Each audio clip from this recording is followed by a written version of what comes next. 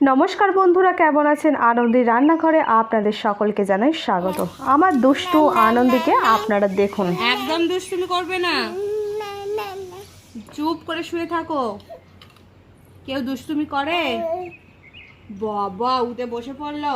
যাই ঘুম দত্ত পাড়া দিয়ে, দত্তদের বউ পান সেজেছে এলাচ দানা দিয়ে। কি সে তো নিজে ঘুমোতে পারে না, সে আবার বুঢ়াকে নাকি ঘুম পাড়াচ্ছে। তো তাকে ঘুম পাড়িয়ে যা হোক করে ঘুমোবে না, তো যা হোক করে ঘুম পাড়িয়ে দিয়ে আমি চলে এলাম রান্না করতে। এদিকে আমি মাছগুলোকে আগে থেকেই নুন হলুদ মাখিয়ে বেছে সুন্দর করে রেখে দিয়েছিলাম। আর মাছগুলোকে ভাজবো বলে আমি কড়াইতে তেল দিয়ে কড়াইটা গরম করতে শুরু করে দিলাম। এরপর আমি মাছগুলো খুব ভালো করে ভেজে নেব। দেখুন বন্ধুরা, আমি কিন্তু প্রথমে দিয়ে দিয়েছি এখানে মাছের মাথা।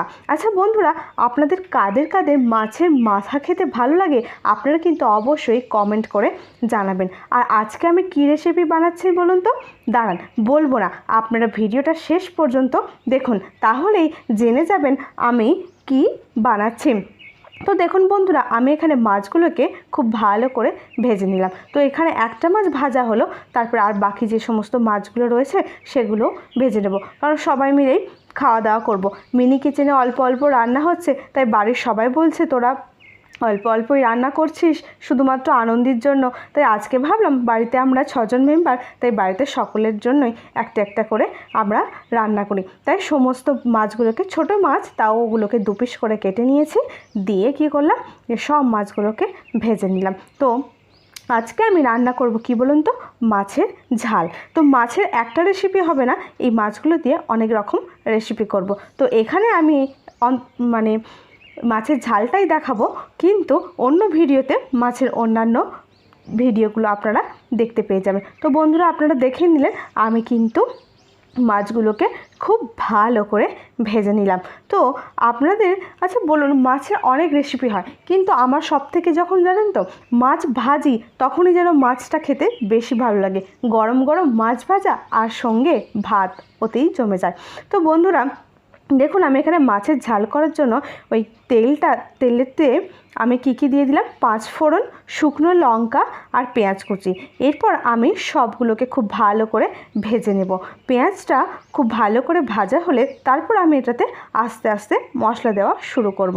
এবার অপেক্ষায় আছি পেঁয়াজটা কখন ভাজা হয়। পেঁয়াজটা লাল হয়ে এলেই কিন্তু আমি মশলাগুলো দিয়ে ভালো করে তৈরি করে নেব মাছের ঝাল। তো পেঁয়াজটা হয়ে এলে আমি এদিকে একে একে দিয়ে দিলাম লঙ্কা গুঁড়ো, হলুদ গুঁড়ো, লবণ আর অল্প পরিমাণে সর্ষে বাটা। তো বন্ধুরা দেখতেই পাচ্ছেন, তো আমি এখানে রান্না করেছি জানেন তো কাঁঠাল পাতায়।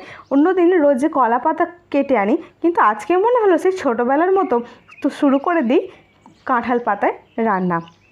তো আপনারা কারা কারা ছোটোবেলায় এরকম কাঁঠাল পাতায় রান্না করে খেয়েছেন আপনারা কিন্তু অবশ্যই কমেন্ট করে জানাবেন। তারপর মশলাগুলো দিকে কষা হয়ে গেলে আমি এখানে অল্প পরিমাণে জল দিয়ে দিলাম।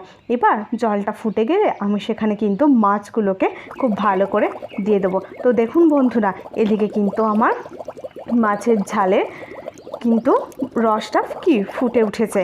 তো দেখুন বন্ধুরা, খুব সুন্দরভাবে কিন্তু রান্নাটা হলো। তো বন্ধুরা, আপনাদের কাদের কাদের মাছের কোন রেসিপি খেতে ভালো লাগে আর আপনারা কোন ভিডিও দেখতে চান মাছের, তারা কিন্তু অবশ্যই আমাকে কমেন্ট করে জানাবেন। এদিকে মাছের ঝাল হয়ে এলে আমি এখানে আমাদের বাড়ির 2 জন বলেছে যে মাছের ঝাল খাবে, তাই তাদের জন্য আমি কিন্তু মাছের ঝালটা রেডি করে রান্না করে দিলাম। তো দেখুন বন্ধুরা, দেখতে কিন্তু খুব সুন্দর হয়েছে। এখনও যদিও খাইনি, তো খেয়ে বাড়ির অন্যান্য সদস্যরা কেমন হয়েছে তারা যেটা বলবে আপনাদেরকে কিন্তু বলবো। তো রেডি হয়ে গেছে এদিকে মাছের ঝাল।